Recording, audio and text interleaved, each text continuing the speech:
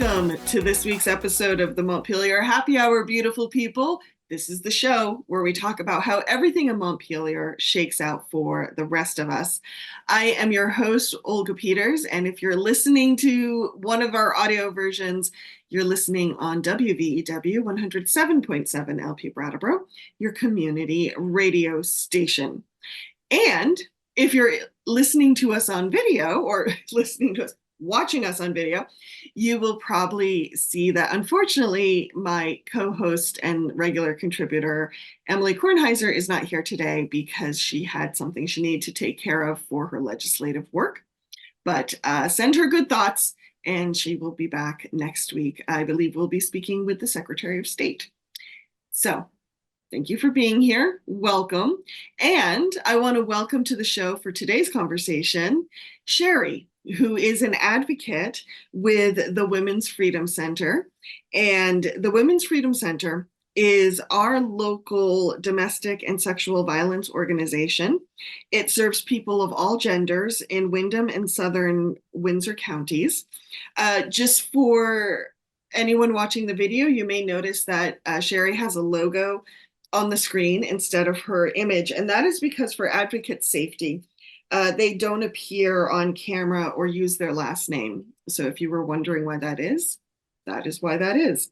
The organization turns 50 this year, and Shari is here to discuss how the organization has evolved over its 5 decades and share some of the events it has planned for 2024. But first, Shari, welcome to the show. Thank you so much for being here. Oh, Olga, thanks so much for having me on the air. Well, I wanted to start with this question. You know, as I was putting together materials for today's show, I went back and forth, like, do I call this a celebration? Do I call this a reflection? Given all the work you do and the work you do with people who are surviving domestic and sexual abuse, 50 years seems like a really long time. And it's a little sad. And yet I know 1974 is not 2024. And so that things have changed. So help us understand that. How are you at the Women's Freedom Center viewing these 50 years? First of all, thank you so much for that beautiful springboard of a question, because yeah, that is really a profound, pivotal place, right? Even that very word there. And we, interestingly, in preparing for these kinds of conversations this year, are looking back even to the language we used when we turned 40, right? It's not a celebration per se. It's more a commemoration, I would say, right? It's kind of holding the mix. Absolutely, we know and we honor that there are so many things to celebrate. And you're right, looking back to 1974, we know we have so much gratitude that we owe to our foremothers and allies, and so much inspiration we continue to draw from them, and strength and all of that. But frankly, we would love to put ourselves out of business. I mean that in the sense of the hotlines going quiet, right? So yeah, we know this is a moment. And so we use the word commemorate, but we also, want to celebrate the amazing activism that's gotten us here. We want to honor the remarkable strength and courage and healing that has happened, that is to survivors' credit and allies' credit. So there is a lot to celebrate, but the bigger picture is, if we really zoom out, we still have quite a long way to go. And so that's ultimately how we're approaching this year, as an opportunity, right, to say thanks and recognize how far we've come, but also to ask the question in as many ways as we can: what does half a century teach us about what survivors are still up against and what we're all still up against, trying to end domestic and sexual violence and help create a better world for all of us? Thank you, Shari. For those who may not be familiar with the Women's Freedom Center, what was your origin story, since we are kind of looking at 50 years? Yeah. this is heartwarming to us, certainly, right? In all the ways. And I think it's profound too to keep in mind that the Women's Freedom Center, I'm sure, like many of the almost 2,000 sister programs around the country, began in probably a similar way. We're not unique at all, although every program is unique. But ours, just to kind of wind back to 1974, the Freedom Center, which folks probably still remember the original name, Women's Crisis Center. It began as a rape crisis center, actually, or that was the intent. It began as, a Me Too movement back then, Mm. based on the number of sexual assaults that had been happening and being reported in Brattleboro. And that's, I think, what's so poignant to keep in mind, that first, even naming this problem was a revolutionary act, right? Hence the name crisis in the original name.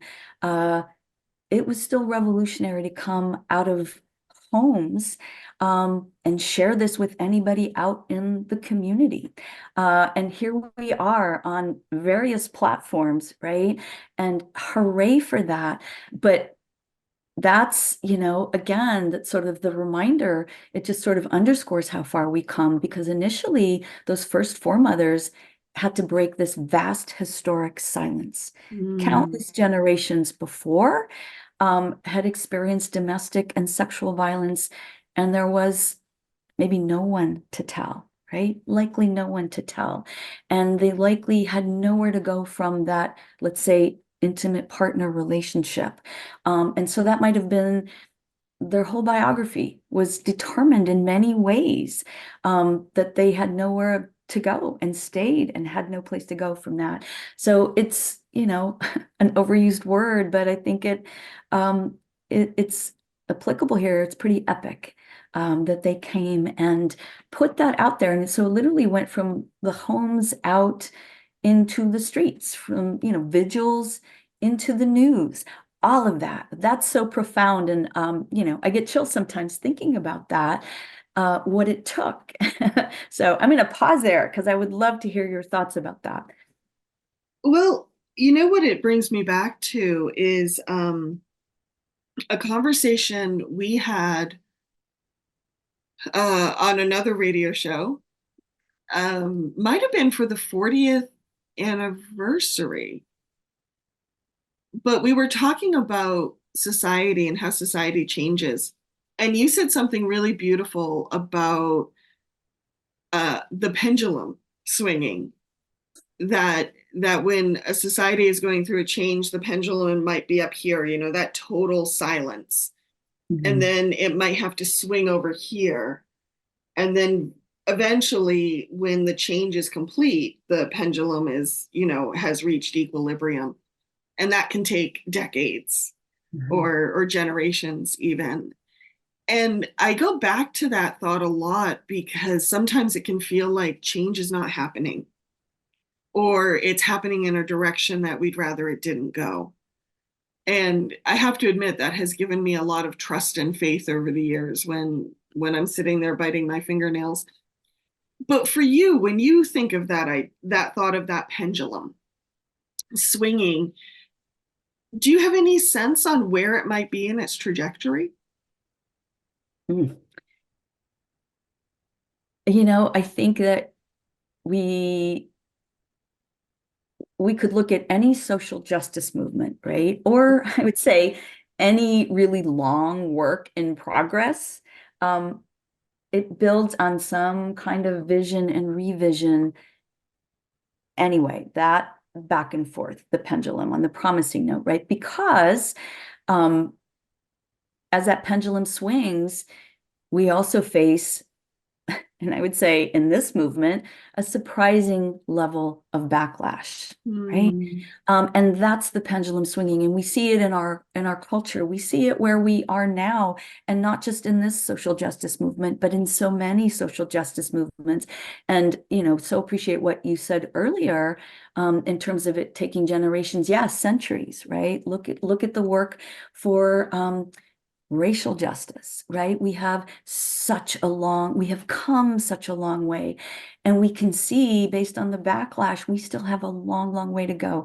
And I would say, solidarity is how we move forward collectively. But in terms of this work, what gives me hope here is that every year, every few years, there are more allies that see the intersectional sort of impact, Mm-hmm. roots of what survivors are up against, what we're all still up against, and how we need to band together and have each other's backs across different, I'm going to say different in quotes here, since I'm not on camera, social justice movements. They are one big social justice movement, right? These are all, and we can get to this in the second half of the show, but they're all sort of this long quest for freedom, Mm-hmm. and they're all aiming at freedom stories. And so in our work, we've seen it even just in very recent times, um, the tension between amazing progress. There's so many competing narratives in our culture that as we inch forward in terms of, let's say, unpacking the gender box, the backlash pulls us even more shockingly back in some places, in some states. And so I think what we're feeling is the tension. The farther ahead we maybe move on this trajectory, pulling us back, right? And there are more competing voices now. And once upon a time, again, in air quotes here, we didn't hear so much of that because it wasn't even possible to go out there and say it. So at least the progress is that people are able to be out there talking about this, but the backlash they face is also problematic, So that's a very long answer to a very vast, social justice topic, obviously.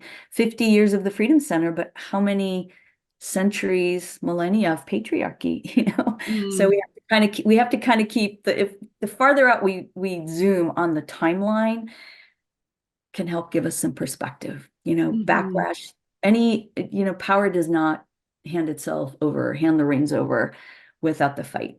So Right. Right. yeah. I always think of power almost as an organism.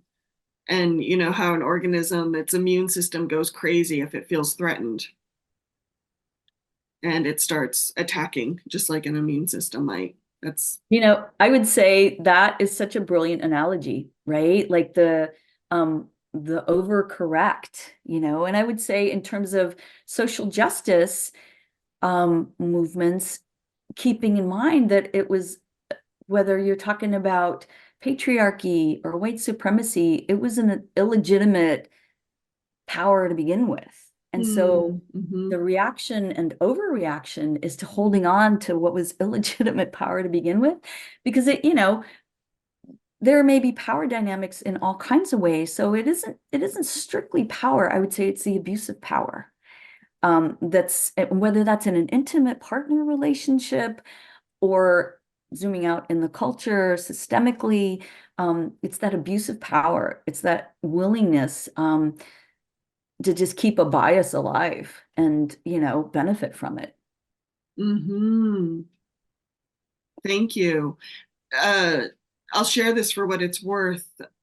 So some folks know that I practice feng shui and like it very much. And with the Lunar New Year coming up, I've been kind of delving back into that again. And there's a couple concepts in feng shui around wealth and friends and kind of the quality of life issues that we have in our life. And two of them are around power, and one is called aggressive power, and one is called proper power. And unfortunately, aggressive power is kind of what you're talking about, Shari. The abuse of power, power over, power under, having to have power over someone else, using manipulation, using coercion, those sorts of things. And then proper power is what we should probably strive for, and yet many of us don't. And that's respect and honesty and trust and treating people fairly and like I said, with respect. um, when it comes to the Freedom Center and its own evolution, even the change of the name that was made from the Crisis Center to the Freedom Center. Are there ways that the Freedom Center itself has evolved in its own understanding of domestic and sexual violence?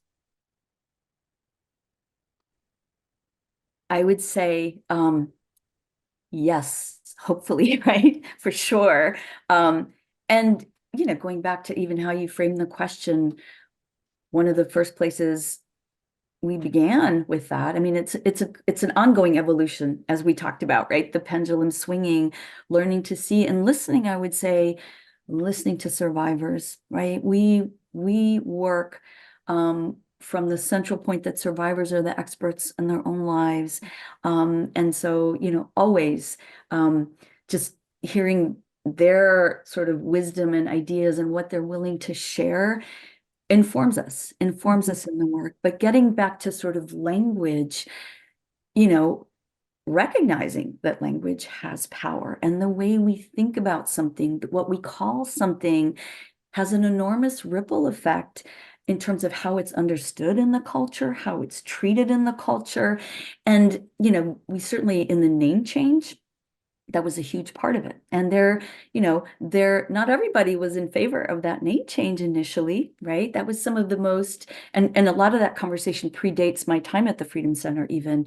But the conversations, have continued. But I think if we look at it culturally, initially to come out from the privacy of people's homes, the word crisis had momentum. It had energy to it. It actually finally named what was really going on and that this wasn't personal. Really, again, right? The personal is political, but that it was societal. And so Mm. calling it a crisis had yeah, it had momentum to it, right? It really alerted people. But there can come a time where, okay, every year there's Domestic Violence Awareness Month and Sexual Violence Awareness Month. There can come a time where people, are so aware that they're saturated that we need to wake that language back up. And so putting the word freedom in there was to have people not just read kind of crisis as stasis or, Mm. oh yeah, there's always going to be like a crisis center. Well, actually, no, right? None of this is inevitable. Domestic and sexual violence aren't natural. Those are learned behaviors. Those are taught behaviors, right? So we need to be at both ends with learning and the unlearning that needs to happen. And so we really wanted to highlight survivors aren't looking to just get out of crisis. What's that? That's not much. We really want to underscore what they've always aimed at.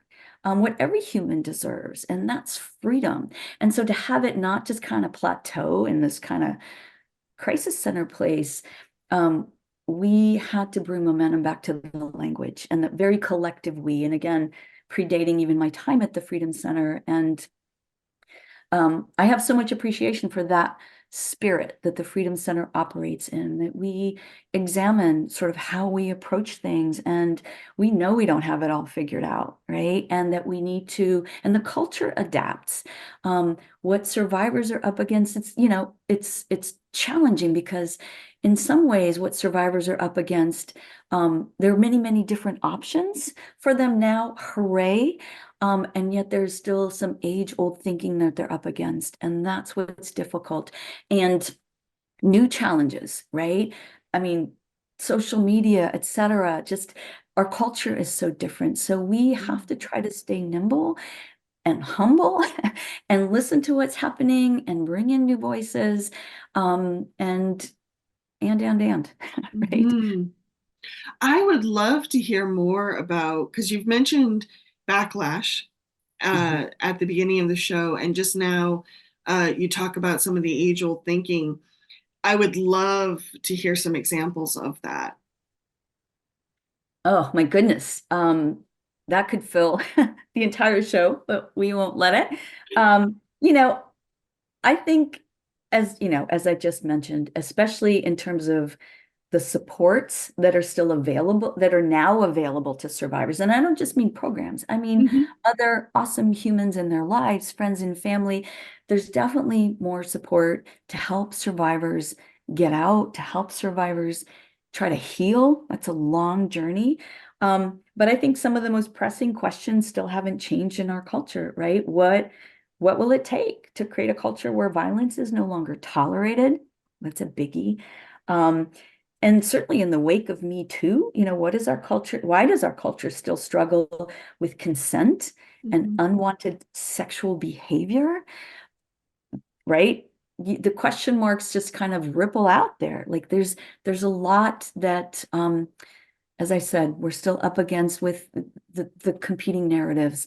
Lots of progress, lots of fabulous, inspired activism and learning in schools, and every generation of new parents bringing something hopefully more evolved to their kiddos. But then we're still up against some of that same age-old thinking coexisting. And that's what we really have to tackle. Mhm. We have about 5 minutes before we'll head to break to hear from some of our underwriters. And I just want to poke at that age old thinking a little bit more, if you'll indulge me, Shari, because I'm wondering for all of us out there, you and me in this conversation, anyone who's listening to this conversation, what we might be holding on to that we don't, because it's the water we swim in, we don't realize might be contributing to things like you mentioned, like not seeking consent or domestic violence, um, or why people stay or leave violent partners. Uh, any myths you want to bust before we go to break? Yeah, I mean, I love that you're going there, right? Because that's part of it's woven into all of our work, whether it's individually with survivors themselves or out in community conversations. Myth busting is still a huge part of it. And so, I think again, the greatest challenge around all of this isn't as much learning as it is unlearning. And why?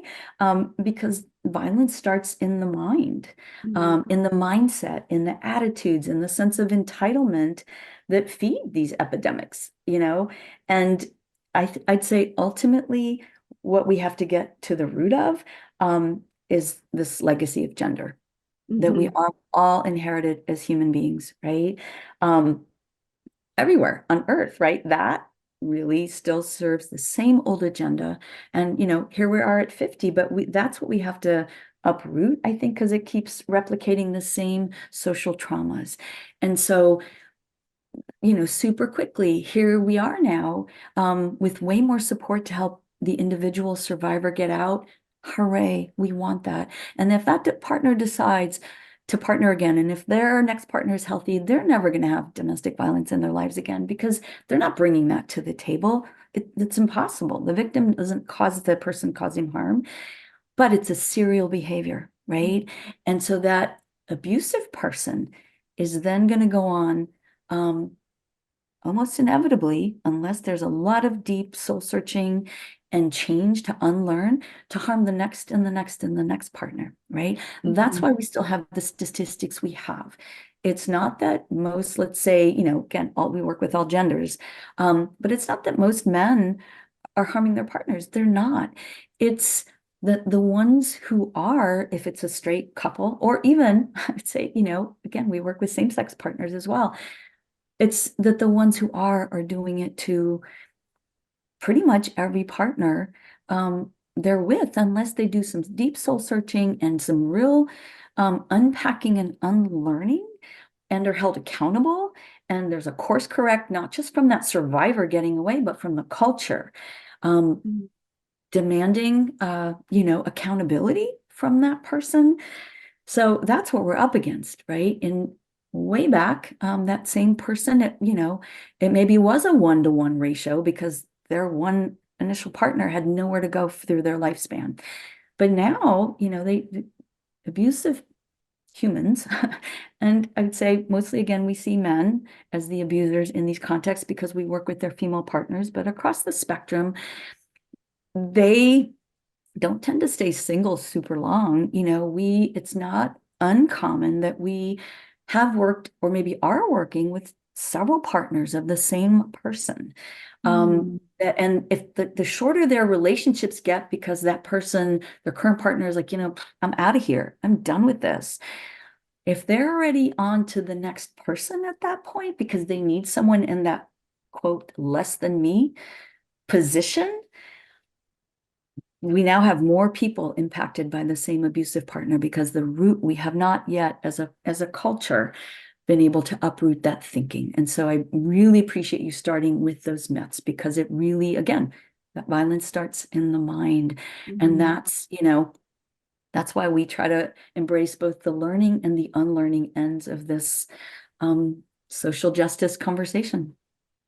Well, thank you for that, Shari, and I really appreciate you talking about the mindset and violence starting in the mind because I think one of our cultural narratives is that um, someone either is or is not a violent person, which may or may not be true, but also that violence is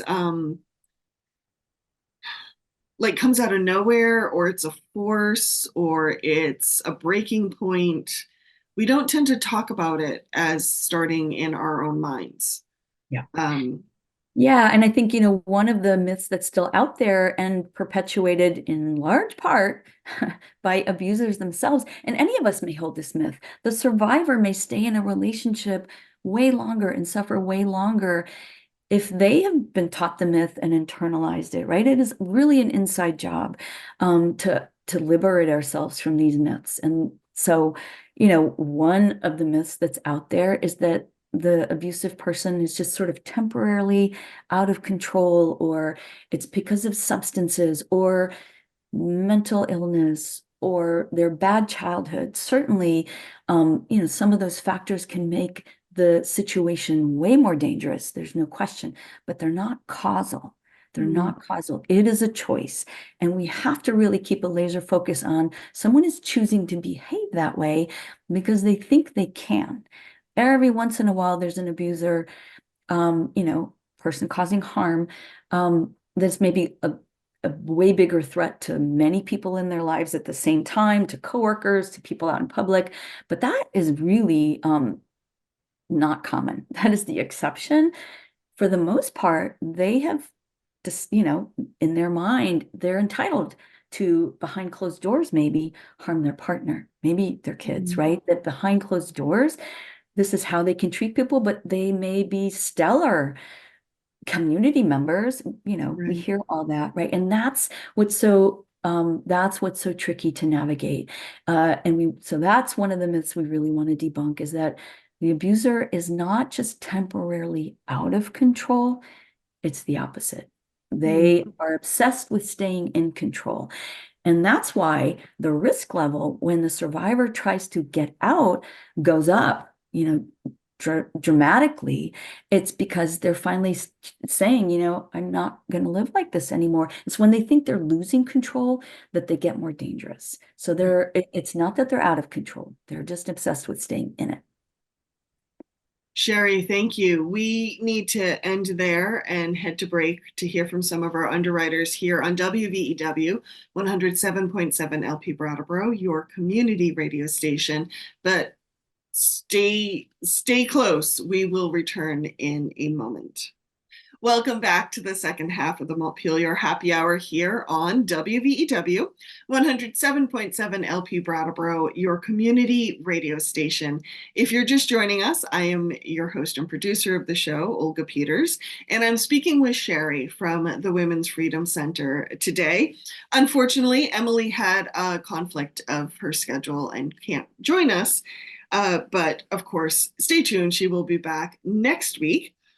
As always, we want to thank Brattleboro Community Television for all its help in getting the video version of our show up to the media centers across Vermont and even a few in New England. So thank you. And since Emily's not here, I shall remind you all that the views and opinions on the Montpelier Happy Hour are those of the hosts and the guests and no one else. not the pets, not the family members, not the employers, not the platforms that this is shared on, all of that. So, without further ado, let's rejoin our conversation with Shari from the Women's Freedom Center as we talk about the implications of this organization, which is the local domestic and sexual violence organization that serves people of all genders in Windham County and Southern Windsor County. It's turning 50 years old. Like, wow. So, Shari, I am so happy you're here. Thank you for having this conversation today. I You'll need to unlock your iPhone first. I don't know why my iPhone is talking to me. Okay. Anyway, Shari. Sorry about that. um, I would love to hear a little bit more of what your work looks like in the areas that you serve. Um, because I think for a lot of people, violence, domestic violence, sexual violence, like you said in the first half, happens behind closed doors. And I think a lot of people can go through their lives and just not think about it. Um, but it is happening. So give us a snapshot, please, if you don't mind. Yeah, I mean, that is a great place to start this part of the conversation, right? I think one of the things we want to highlight is that even if it's not happening to us personally, every single one of us knows survivors in our lives, whether we know that about them or not. For example, 1 in 3 women has experienced domestic or sexual violence or will at some point in their lives. So you think about that, right? Mm-hmm. We are surrounded by, always have been, excuse me, have been surrounded by survivors and are, even if it's not happening to us ourselves. So that's one sad fact. The other, and just to give some sort of local context here, I can tell you last year alone, and by that I mean fiscal year, the Women's Freedom Center supported 656 survivors and their 440 kids. And again, we serve Windham and Southern Windsor counties, although like all programs around the country, sometimes the survivors that come to us have fled from elsewhere because they needed to for safety. And we as well will help survivors that are not safe in our community. They may be safe somewhere further in Vermont, perhaps, or they may need to get somewhere farther away. So that can look all kinds of ways, but those are just some local numbers. We sheltered 144 people, and that length of stay could be anywhere from a couple days to a couple weeks, but much more commonly, it's been a number of months or longer because of the challenge of finding affordable housing, even in the best of times, whenever those were. But, anybody that, in addition to the economic challenges of finding affordable housing in our community, also has had to flee an unsafe situation and is still in, acute trauma, it just makes it that much more challenging. And so those are some numbers. We responded to over 1,900 hotline calls in the last fiscal year alone and provided thousands of hours of individual and group support, advocacy within all systems that a survivor might encounter, financial assistance, legal assistance, you name it. Those are some of the numbers. And, once again, we're not unique in that. 2,000 similar programs around the country, on average get about 20,000 hotline calls a day. So it's happening. It's all around us, all around us. It just doesn't necessarily make the headlines or the news unless it's really the far end of the trauma spectrum, usually, right? For all kinds of reasons we don't even have time to unpack here, but those are some of the numbers. So, and the other really sobering truth about this, and that we know, is that the violence doesn't always stay at home when the survivor or victim leaves the house, right? In all the ways domestic violence ripples out into our culture, into our community, into public spaces, into workspaces. We're actually all downstream of the fact that there's domestic violence happening. Just because it's happening kind of more behind closed doors doesn't mean it's not a community issue that's rippling out in all directions. Mm-hmm. You know, one phrase and concept that the Freedom Center works with that I'll admit I needed to sit with a little bit before I could see the wisdom in it is this concept that the survivor is the expert in their own lives, right? And so whatever they need to do, whatever they choose to do, for example, leave a relationship or stay in a relationship, that they're the experts, and so we need to trust them in their choices. And I, especially since our recent elections and the upcoming elections and the decision around Roe v. Wade, I've really been sitting with that concept a lot because I realize how much in our society we don't necessarily trust women and to make choices for themselves. But also how important it is when you have gone through a traumatic event and you have had so much of your own agency taken away, to be able to trust yourself again and to be able to trust the world around you, for others to trust your choices, if that makes sense. And so I just want to comment on how powerful that practice is from the Freedom Center. But I would love you to expand on it too when we talk about, or you and I off camera have talked about survivors and that healing can happen. So that's kind of what I'm sitting with. I would love if you could expand on that at all. I'm still sitting with just how poignant everything you just said is. Thank you for that. And we appreciate that as the Freedom Center for sure. And I would say, lifting from what you just said, that is made the part about trusting, believing women, trusting women, to have bodily agency, all of that, right? The roots of misogyny that try to deny that are made even more clear in situations around domestic violence in some ways, right? There's so many added layers. So everything you just said, the baseline, right? Yeah, there's still, it's hard to come forward because it's such a blaming and shaming culture, especially to survivors, right? Especially to victims of these particular kind of gender-based crimes in particular.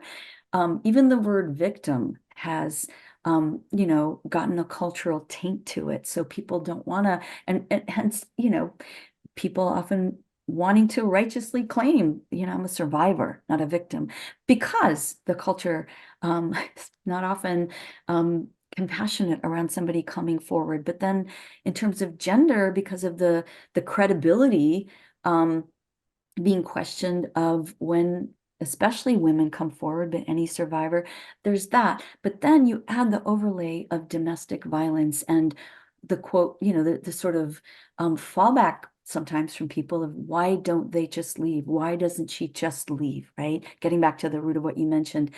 In addition to all that taking away of women's autonomy that's in the wider culture, within an abusive relationship, that's the goal, right? Power and control is at the heart of all the tactics of an abuser, right there. So within that relationship, that's already happened. And then if the wider culture is also still telling people, you should do this, you should do that, why don't you do this? If I were in your shoes, I would have done that. People don't necessarily know, and even advocates don't necessarily know all of the minute-to-minute nuances that a survivor is having. It can be a landmine that they are walking through. And so adding domestic violence into the mix as well, people, for instance, there's, kind of this myth out there sometimes that sooner is safer in getting out. That may not be true, right?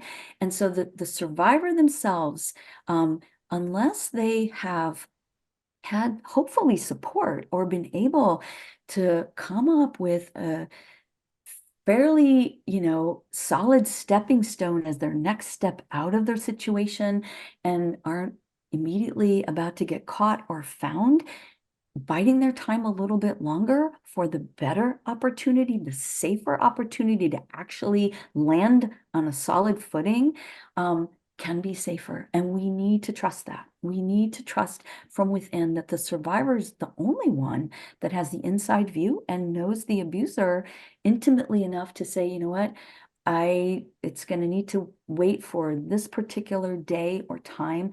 That's what we mean by trusting survivors are the experts, in the moment to moment, often they're seeing it, but then just as humans, right, get to decide how they want their life to go. And I would say leaving, we know this across the culture, leaving is very often not just a one-time done. That happens. There are definitely survivors who maybe have the resources and the supports and the emotional wherewithal to just boom, I'm out of here. That definitely happens.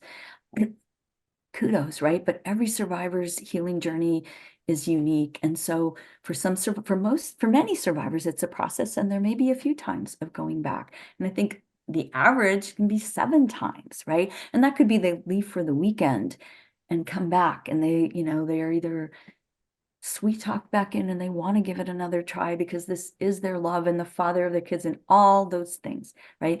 But there's so much more in our culture, getting back to the survivors being the experts of their own lives. There's so much more judgment on survivors and their choices than on the pressures that are on women and survivors, right? We want to focus, what are the pressures? What are the barriers to getting out? And that's where we hope folks, take these conversations as the pause moment. Like, how can we support survivors in the process of trying to get out? A big we, not just freedom centers, but all of us that know that survivor, that know the 1 in 3, or 1 in 3 that are out there. So you mentioned housing as often a barrier for survivors. What are some of the other barriers that people may run into? Oh my gosh, I would say we try to keep this, the why don't they just leave? We really try to keep the focus on the whole emotional kind of spectrum here. First of all, it's hard to leave any relationship. Once we're in it or fall in love or, use whatever sort of word fits, people don't usually just like turn on a dime from that. Sometimes, sometimes the first, and the other thing we want to keep in mind here too, is that the abusive person, they don't start out swinging on the first date. Of course, they would never get a second one. There has typically been a pretty careful kind of grooming process to hide what's up ahead, or the true colors, till there's enough connection, enough bond, or enough dependence, financial or otherwise.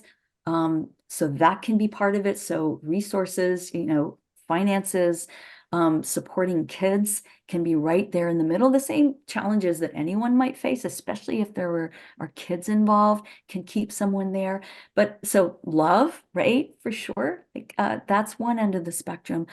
But all the way at the more sort of glaring end of the spectrum is fear, right? So often what we work with, of course, is the danger of leaving, right? Leaving tends to be the most dangerous time for survivors.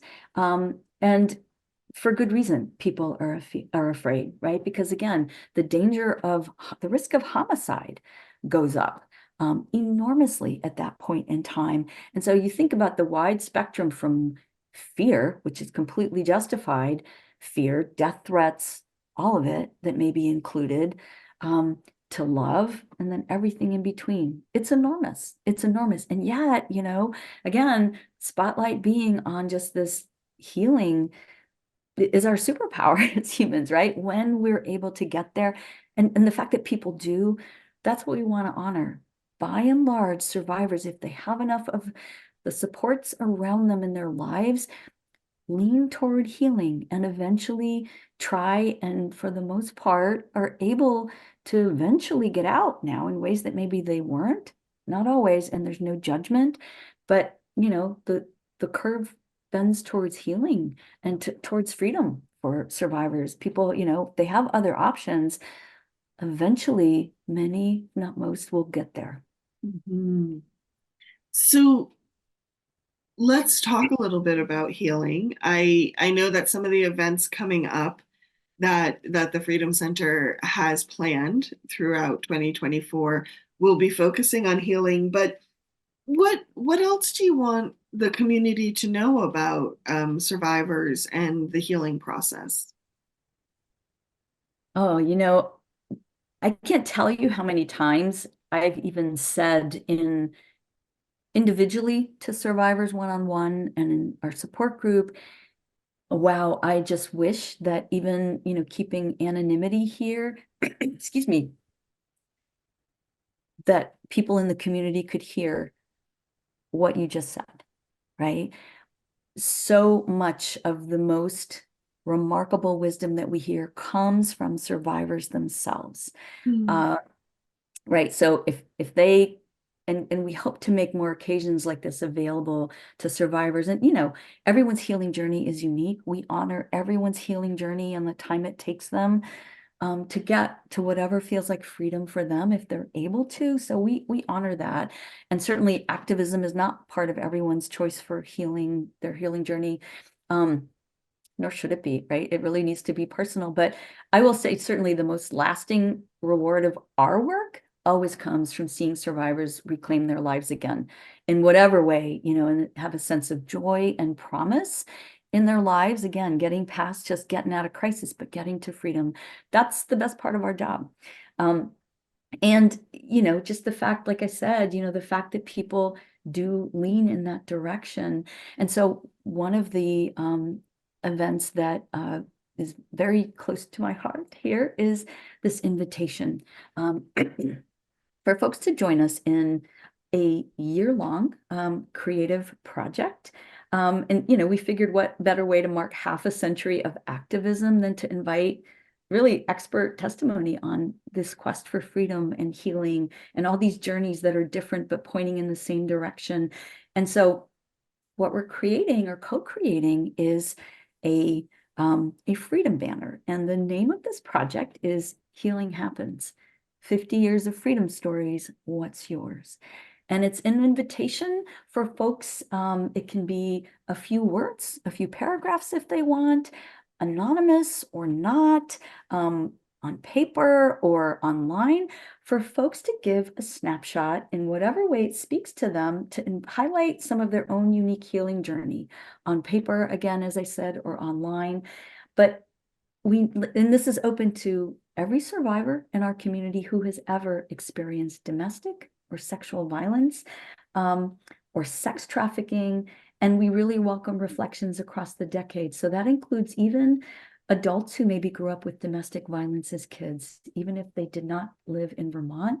We, you know, often, aside from the fact that survivors may not want to come forward for all kinds of reasons about their healing journey, it's pretty heroic to try to heal in a culture that's still so unhealthy itself, right? But usually, very often quietly, survivors go on that journey, and it may have surprised them, their own strength and wisdom.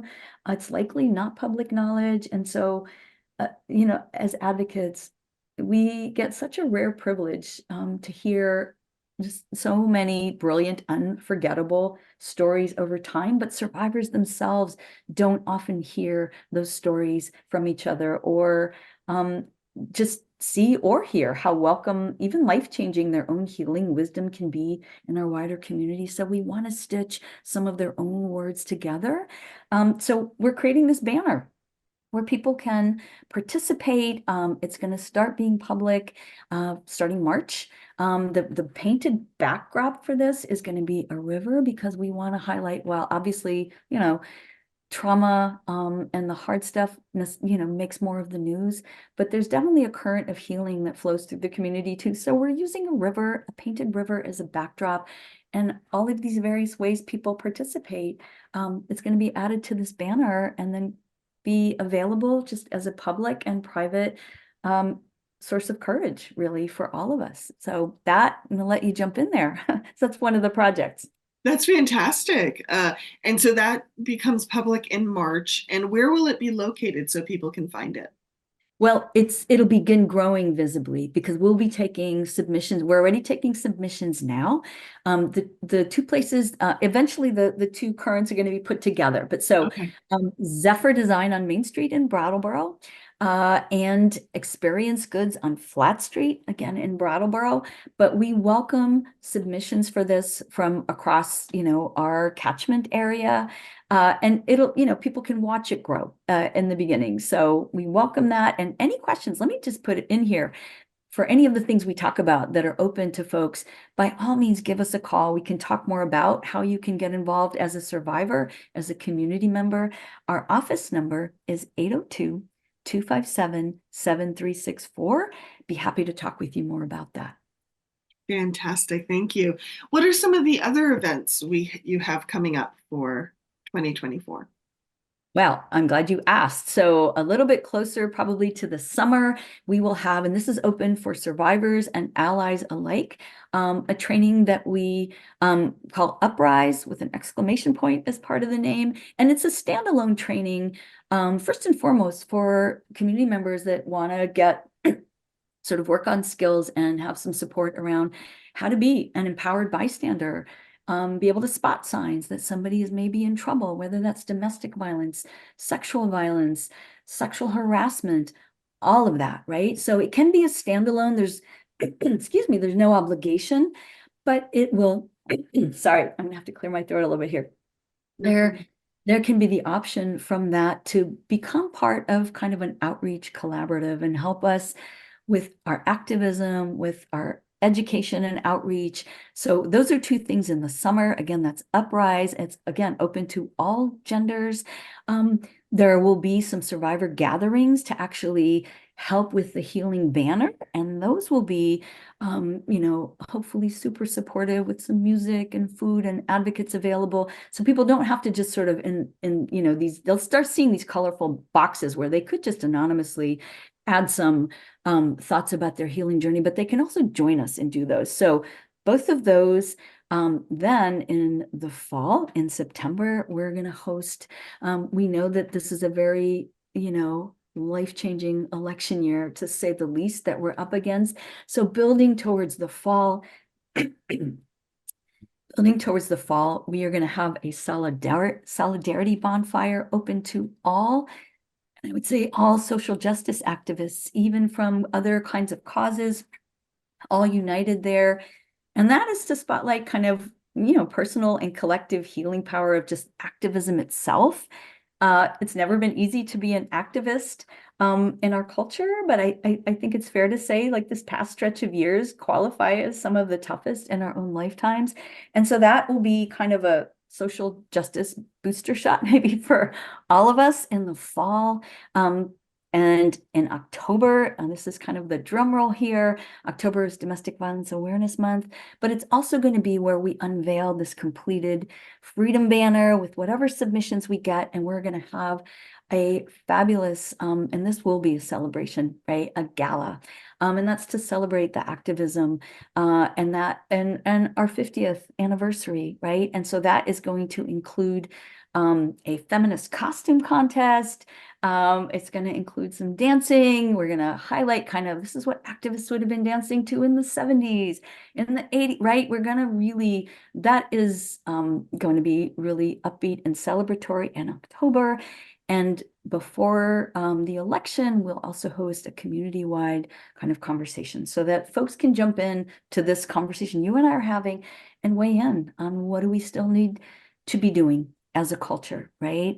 And so those are just a few, and I know that's like a really fast brush sweep through the year, but again, give us a call if you're interested or have questions. Again, that number 802-257-7364. We'd love to give you more information. The other thing is you can find out more and, participate in the Healing Banner on our website, womensfreedomcenter.net, or get on our email list that way. Get our, soon to be launched newsletter. So there's lots of ways to find out about how to get involved as well. Follow us on Facebook is another great one. Thank you. So we are just about out of time. Shari, any last minute thoughts you want to leave listeners with before we wrap up? Gosh. Well, first, I want to thank you and your thoughtful, activist-inspired questions. It's such a pleasure to have these conversations, right? And to be asked these already incredibly thoughtful and meaningful questions in the first place. And they're the ones, I'm so grateful that this is a wider medium than advocates 50 years and before that ever had access to, right? Mm-hmm. And we want to bring more folks into these conversations. We want to hear people's thinking. So that's one.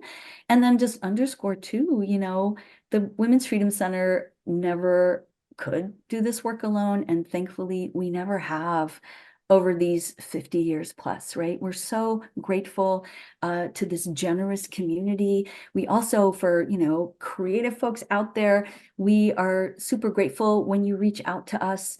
And this has always happened, but also, especially this 50th year, if you've got some creative fundraising ideas, give us a call. We have a development coordinator who would love to hear from you. If you have an idea for a benefit to help mark this 50th anniversary, we invite everyone's creative thinking into where we go from year 50 to year 51, So just deep thanks.